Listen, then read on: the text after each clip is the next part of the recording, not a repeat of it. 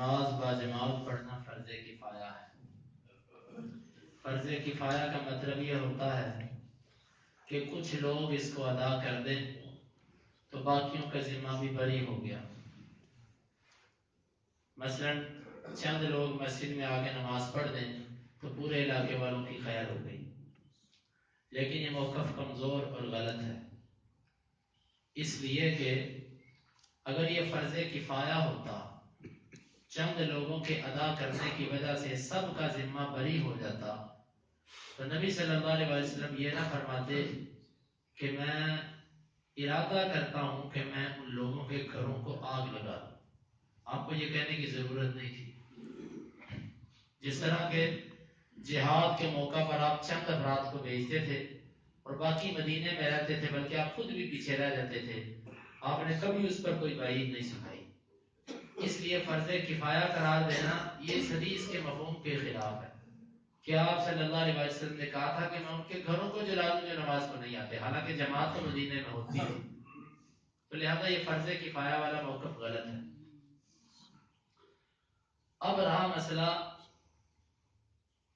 उन लोगों का जो कहते हैं कि ये सुन्नत मुअक्कदा है। देखो, सुन्नत मुअक्कदा भी जो होती है उस पर भी इतनी सख्त वईद और इतनी सख्त हुक्म नहीं नबी सल्लल्लाहु अलैहि वसल्लम बयान फरमाते। ये जो राजिह मालूम होता है, अल्लाह रब्बुल इज्जत बेहतर जानता है कि मस्जिद में आकर नमाज बाजमात पढ़ना ये फर्ज है। इस मौका पर चंद एतराजात हैं। जो लोग कहते हैं कि फर्ज है, उन पर बाज़ उलमा का एतराज ये है कि इस हदीस के अंदर नबी सल्लल्लाहु अलैहि वसल्लम ने फरमाया कि मेरा दिल करता है कि मैं लकड़ियां इकट्ठे करने का हुक्म दूं और मुसल्ले पर किसी और को खड़ा करूं और लोगों के घरों को जाकर जला दूं। कुछ उलमा कहते हैं कि अगर नमाज व जमात फर्ज होती तो नबी सल्लल्लाहु अलैहि वसल्लम खुद क्यों छोड़ रहे हैं, खुद कह रहे हैं कि मैं नमाज छोड़ के उनके घरों को जलाने चला जाऊं। अगर नमाज फर्ज है तो खुद छोड़ने का इरादा क्यों किया? ये बात गलत है, कच्ची गलत बात है ये। क्योंकि बाज दफा किसी जरूरी काम को ज्यादा जरूरी काम की वजह से छोड़ा जा सकता है। अब ये ज्यादा जरूरी है जब इस्लामी हुकूमत किसी जगह पर कायम हो, इस्लामी निजाम कायम हो, तो अपनी नमाज पढ़ने से ज्यादा जरूरी ये है कि नमाज इकामत सलात का एहतमाम किया जाए, पूरे इलाके के अंदर इस चीज का एहतमाम किया जाए। तो नबी सल्लल्लाहु अलैहि वसल्लम ने एक ज्यादा जरूरी चीज की तरफ इशारा दिया कि मैं उसको करूं और इसको छोड़ दूं। और इसके ये जवाब भी दिया जा सकता है कि इसका ये मतलब नहीं कि आप बाद में उस नमाज को बाजमात नहीं पढ़ेंगे, आप उसको बाजमात पढ़ेंगे बाद। यहाँ पर एहतमाल मौजूद है। बाद उलमा ने इस हदीस का ये जवाब देना चाहा है, वो कहते हैं ये जुम्मे के दिन के साथ खास है। हालांकि बाज़ रिवायात के अंदर वजाहत है कि नबी सल्लल्लाहु अलैहि वसल्लम ने इशा का लफ्ज जिक्र किया, जो इशा को हाजिर नहीं होते, तो ये बात भी गलत हुई कि ये जुम्मे के साथ खास है। बाद लोगों ने इसका ये जवाब देना चाहा कि ये हदीस नबी सल्लल्लाहु अलैहि वसल्लम की मुनाफिकीन के बारे में, आपने मुनाफिकीन के लिए कहा था। ये बात भी गलत इसलिए है कि मुनाफिकीन जो थे इनकी नमाजों की अल्लाह और उसके रसूल को जरूरत नहीं थी, क्योंकि मुनाफिक दर हकीकत मुसलमान नहीं होता। वो तो बज़ाहिर अपना इस्लाम जाहिर करता है, उसके दिल में इस्लाम नहीं होता। तो नबी सल्लल्लाहु अलैहि वसल्लम हमेशा मुनाफिकीन से दरगुजर ही करते रहे, दरगुजर ही करते रहे। आपने किसी जगह पर भी दुनिया के अंदर उनको सजा नहीं दी। हाँ, आखिर के अंदर अल्लाह रब्बुल इज्जत ने हुक्म नाज़िल किया कि नबी जाहिदिल कुफ़ार वल मुनाफिकीन वग़्लुज़ अलैहिम, अब मुनाफिकीन पर सख्ती शुरू कीजिए। इससे पहले नबी सल्लल्लाहु अलैहि वसल्लम का मामला ये था कि मुनाफिकीन अगर किसी हद को भी पहुंच जाते तो आप उनको सजा नहीं देते थे। जिस तरह की आयशा रज़ियल्लाहु अन्हा पर जब तोहमत लगाई मुनाफिकीन ने, तो नबी सल्लल्लाहु अलैहि वसल्लम ने सिर्फ सहाबा को, जो सहाबी थे हसन बिन साबित रज़ियल्लाहु अन्हु और इसी तरह एक सहाबिया थी और एक और, आपने सिर्फ یہ 3-4 بندوں کو سزا دی جو مسلمان تھے. منافقین کے بارے میں فرمایا کہ تمہارا معاملہ اللہ کے ساتھ، تمہیں میں دنیا میں نہیں سزا دوں گا. تو یہ منافقین کے ساتھ اس حدیث کو نہیں جوڑا جا سکتا کہ یہ حدیث صرف منافقین کے لیے ہے، یہ نہیں جوڑا جا سکتا کیونکہ نبی صلی اللہ علیہ وسلم منافقین کو دنیا میں چھوڑتے جاتے تھے. بعض نے اس کا یہ جواب دیا ہے کہ یہ اس علاقے کے ساتھ خاص ہے کہ جس علاقے کے لوگ سارے کے سارے نماز پڑھنا چھوڑ دیں. یہ بات بھی غلط ہے کہ سارے کے سارے اگر وہ نماز با جماعت پڑھنا چھوڑ جائیں. یہ اگر ان علاقے والوں کے ساتھ خاص ہوتا تو نبی صلی اللہ علیہ وسلم یہ کیوں کہہ رہے ہیں کہ مدینے کے اندر میں ان لوگوں کے گھروں کو جلا دوں جو نماز کو نہیں آتے، حالانکہ مدینے میں نماز تو ہوتی تھی. اور اسی طرح یہ بات بھی غلط ہے، بعض نے کہا ہے کہ اس حدیث کا مطلب یہ ہے کہ یہ بے نماز لوگوں کے لیے ہے، حالانکہ ایک روایت کی وضاحت ہے. آپ صلی اللہ علیہ وسلم نے فرمایا میں ان کے گھروں کو جلا دوں جو گھروں میں نماز پڑھتے ہیں اور مسجد میں نہیں آتے. یہ لفظ ہے ایک روایت کے اندر. بھائیو ابن حجر رحمۃ اللہ علیہ نے اس کے تقریباً 10 جوابات ذکر کیے ہیں اور 10 کے 10 جوابات پر اعتراضات ہیں، ان میں سے کوئی ایسا مضبوط جواب نہیں ہے. راجح یہ ہے کہ نماز با جماعت مسجد میں آ کر پڑھنا فرض ہے، الا کہ کوئی شرعی عذر بن جائے. شرعی عذر ہو پھر نماز با جماعت جو ہے وہ مسجد سے باہر بھی پڑھی جا سکتی ہے، نماز کے جماعت کے علاوہ بھی پڑھی جا سکتی ہے. اس کے جواز پر دلیلیں یہ ہیں کہ آپ صلی اللہ علیہ وسلم نے فرمایا کہ جماعت کی جو نماز ہے یہ اکیلے آدمی کی نماز پڑھنے سے 27 گنا بہتر ہے. معلوم ہوا کہ اکیلے نماز پڑھنا جائز ہے عذر کے وقت. اور اسی طرح عبداللہ بن ام مکتوم کا میں نے آپ کو ایک نبینے صحابی کا بتلایا تھا کہ انہوں نے 6 عذر نبی صلی اللہ علیہ وسلم کو آ کر پیش کیے. آپ نے فرمایا کہ تو اذان سنتا ہے؟ اس نے کہا جی ہاں. آپ نے فرمایا تو مسجد میں آ. اور اسی طرح نبی صلی اللہ علیہ وسلم کے بعد صحابہ کے بارے میں آتا ہے کہ وہ جس طرح کہ کل اس حدیث کا ذکر آئے گا کہ انس رضی اللہ عنہ اور بعض دیگر صحابہ جب ان کی نماز با جماعت رہ جاتی وہ مسجد میں آتے، اقامت کہتے اور نماز با جماعت پڑھتے. نبی صلی اللہ علیہ وسلم کے بارے میں بھی آتا ہے ایک مرتبہ ایک آدمی نماز سے لیٹ ہو گئے.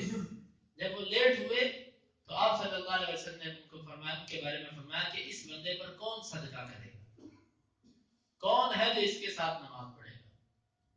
پھر صحابی کھڑے ہوئے، انہوں نے ان کے ساتھ نماز با جماعت پڑھی.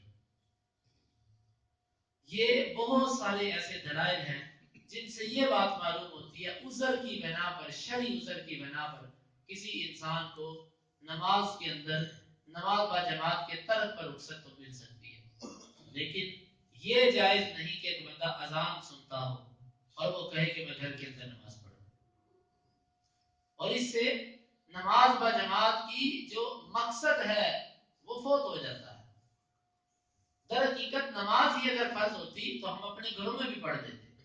بعض لوگ یہ کہتے ہیں کہ نبی صلی اللہ علیہ وسلم نے فرمایا کہ ساری کی ساری زمین میں میری مسجد، ساری کی ساری زمین مسجد ہے، لہذا مسجد میں آنے کی ضرورت نہیں، جہاں مرضی نماز پڑھ دو. یہ اپنی طرف سے بنائی ہوئی دلیل ہے. اگر ساری کی ساری زمین کو آپ مسجد کہتے ہو تو آپ صلی اللہ علیہ وسلم نے اس چیز سے منع کیا ہے کہ جنبی اور حائضہ مسجد کے اندر نہ آئیں. جنبی آدمی، حیض والی عورت مسجد میں نہ آئے. اگر ساری کی ساری زمین مسجد ہے تو آپ سوچئے کہ ان دونوں کو آپ کہاں پھینکیں گے.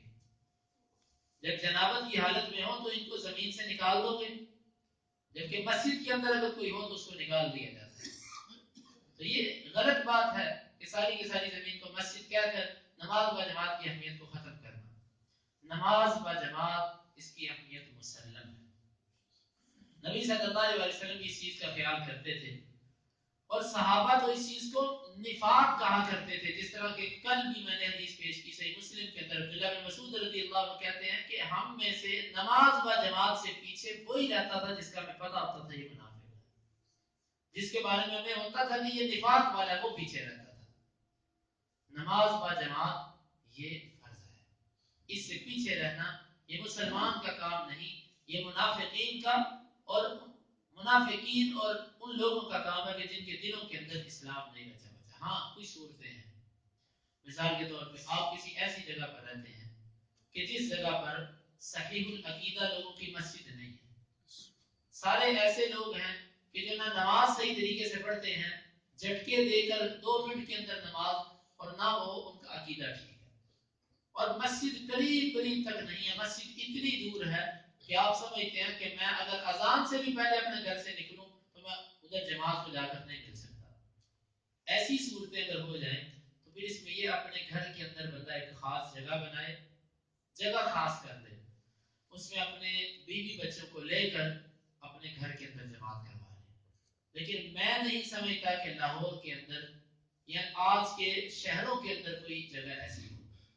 ہاں بعض دفعہ ایسے ہو سکتا ہے کہ کوئی ایسی بعض کالونیاں ہو کہ جہاں پر دنیا داری کے تقاضے بہت زیادہ ہیں اور دین کو بالکل ہی پسے پشت رکھا ہوا ہے، بلکہ ایسی جگہوں پر جا کر بھی سکونت اختیار کرنا درست نہیں۔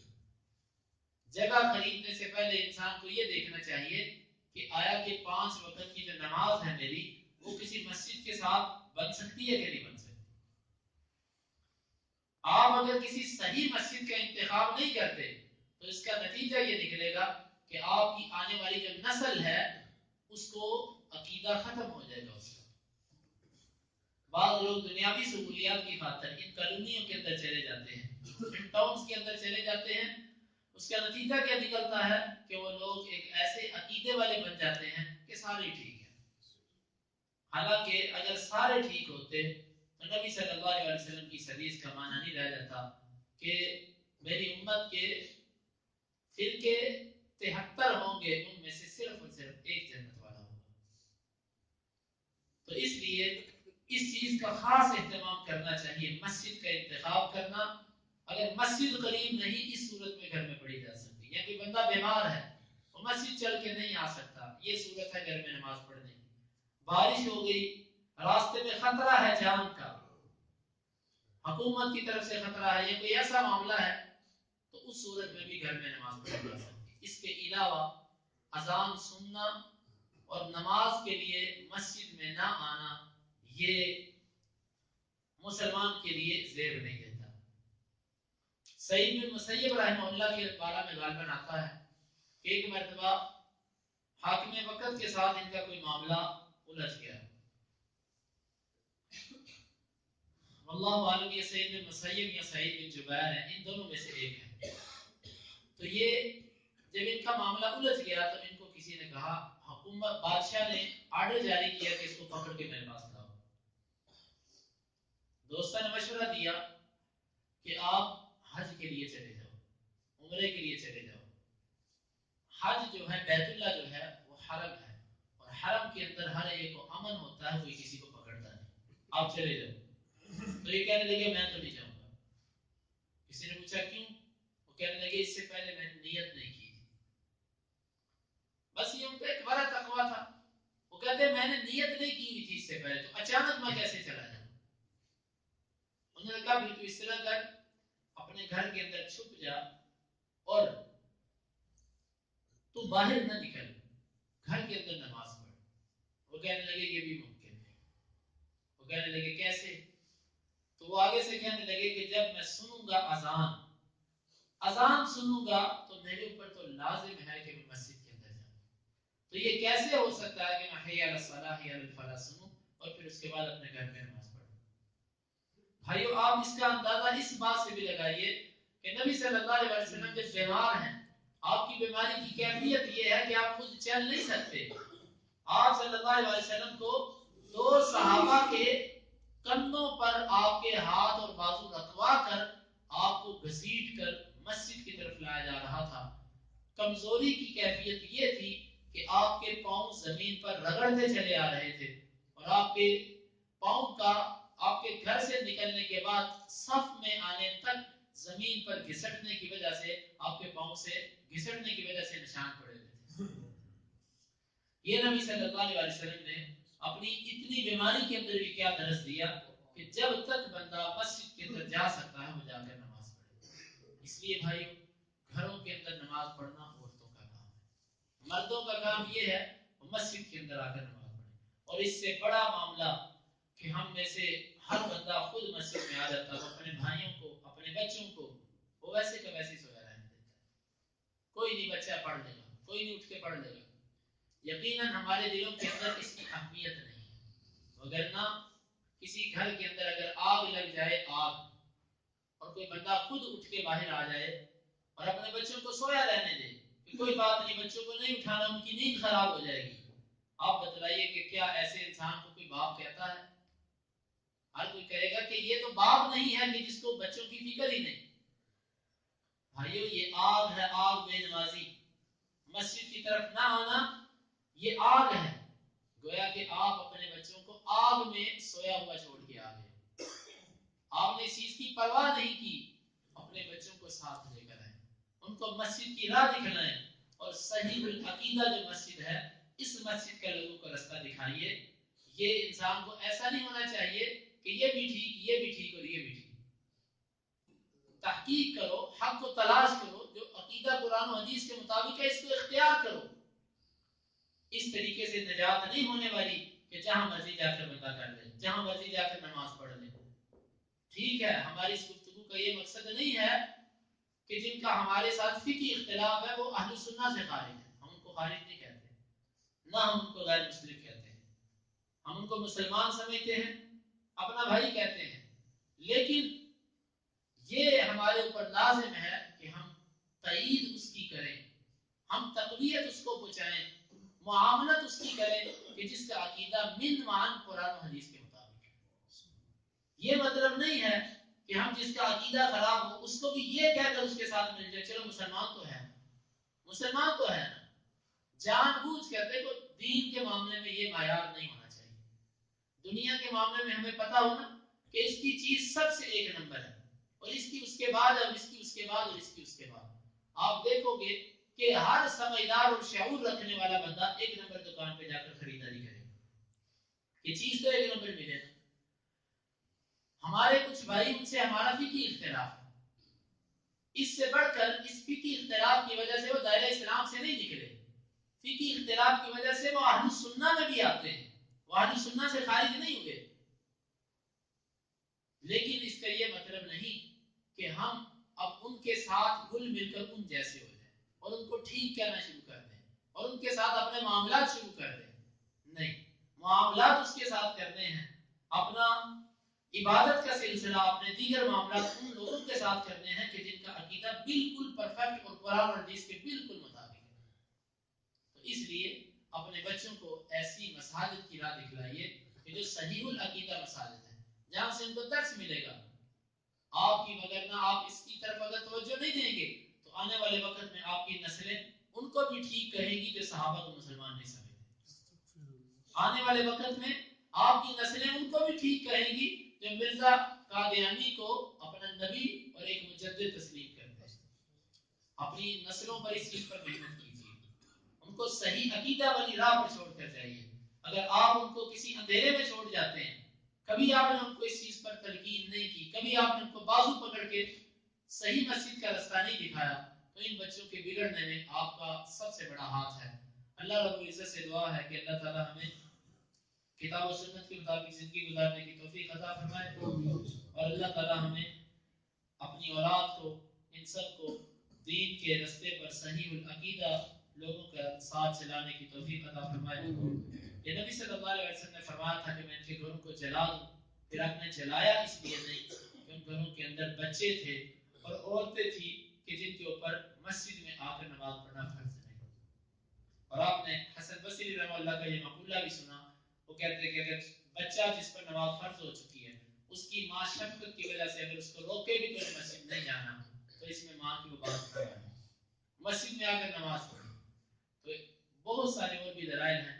علماء میں سے امام احمد بن حنبل رحمہ اللہ اور امام عطا بن نبی رباح جو امام ابو حنیفہ کے استاد ہیں، اور اسی طرح حسن بصری اور امام ابو ثور، امام ابن المنذر، امام ابن خزیمہ، امام ابن حبان اور محدثین شافعیہ، بعض محدثین شافعیہ اور بہت سارے علماء کا یہ موقف ہے کہ نماز با جماعت مسجد کے اندر آ کر پڑھنا فرض ہے.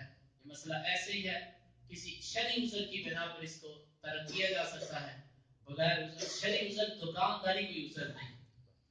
ہمارے ہاں یہ بھی ایک رواج ہے کہ دکان کو بند نہیں کیا جاتا، یہ کہا جاتا ہے پہلے میں اس مسجد میں نماز پڑھاتا ہوں پھر تو اس مسجد میں نماز پڑھانا، یا اس طرح کر دیتے ہیں پہلے میں پڑھاتا ہوں پھر جا کے تو اکیلے پڑھاتا ہوں۔ بھائیو یہ دنیا کی ہوس اور لالچ ہے، لالچ۔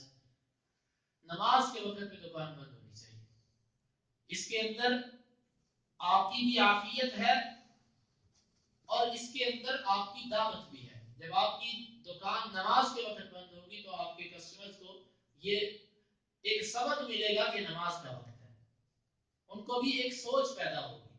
جب آپ نماز کے وقت میں بھی آپ کا کاروبار چلتا رہتا ہے تو واللہ یہ مسلمانی کے لائق نہیں کہ ایک بندے کا کاروبار نماز کے وقت بھی چلتا رہے اور وقت ملا بعد میں جا کر پڑھ لی، نہ ملا تو ملا کر پڑھ لی۔ یہ صرف اور صرف حرص اور لالچ ہے۔ اللہ رب العزت ایسے لالچ سے ہمیں محفوظ رکھے۔ یہ عقیدے کی کمزوری اور تقدیر پر ایمان نہ ہونے کا نتیجہ ہے۔ اللہ تعالیٰ نے فرمایا کہ جب بچہ 4 ماہ کا ہوتا ہے تو اس کا رزق لکھ دیا جاتا ہے، اس کو اتنا رزق ملے گا۔ جو آپ کا گاہک ہے وہ آپ کو ہی ملے گا، وہ کہیں نہیں جانے والا۔ اس لیے عزم اور یقین کے ساتھ اگر آپ تاجر ہو، خود مختار ہو، تو اپنی دکان کو اذان کے وقت بند کرو۔ اگر آپ ملازم ہو تو آپ چھٹی لو۔ آپ کو چھٹی نہیں ملتی، اللہ کی قسم کھا کے کہتا ہوں ایسی ملازمت اللہ کے یہاں عذر نہیں بنے گی۔ آپ اللہ کو جا کر یہ نہیں کہہ سکتے یا اللہ میں ملازم تھا۔ اللہ رب العزت نے اس علاقے سے ہجرت کا حکم دیا جس علاقے کے اندر دین پر عمل کرنا مشکل ہو جائے اور جس ملازمت کی وجہ سے نماز پڑھنا مشکل ہو جائے، جماعت کی مسجد کی طرف جانا ناممکن ہو جائے جس ملازمت کی وجہ سے، وہ ملازمت ٹھیک کیسے ہو سکتی ہے؟ ملازمت ٹھیک نہیں ہے۔ آپ اللہ کے لیے اگر کوئی چیز چھوڑتے ہیں، من ترک شیئا للہ عوضہ اللہ خیرا منہ، اگر آپ اللہ کے لیے کسی ایک چیز کو چھوڑتے ہیں اللہ آپ کو اس سے بہتر چیز دے گا۔ اللہ پر یقین کیجئے۔ اس لیے بھائیو اپنے عقیدے کے اندر پختگی، اپنے عمل کے اندر مضبوطی لے کر آئیے۔ نماز با جماعت کا معاملہ بڑا اہم ہے، یہ کوئی اختیاری معاملہ نہیں، یہ کوئی رخصت والا معاملہ نہیں، یہ فرض ہے۔ اللہ تعالی ہمیں اس فرض کو بخوبی ادا کرنے کی توفیق عطا فرمائے۔ اللهم انفعنا بما علمتنا وعلمنا ما ينفعنا وزدنا علما۔ اللهم اقسم لنا من خشيتك ما تحول به بيننا وبين معصيتك، ومن طاعتك ما تبلغنا به جنتك، ومن اليقين ما تهون به علينا مصائب الدنيا، متعنا اللهم بأسماعنا وأبصارنا وقواتنا أبدا ما أحييتنا، واجعله الوارث منا، واجعل ثأرنا على من ظلمنا، ولا تجعل مصيبتنا في ديننا، ولا تجعل الدنيا أكبر همنا ولا مبلغ علمنا، ولا تسلط علينا من لا يرحمنا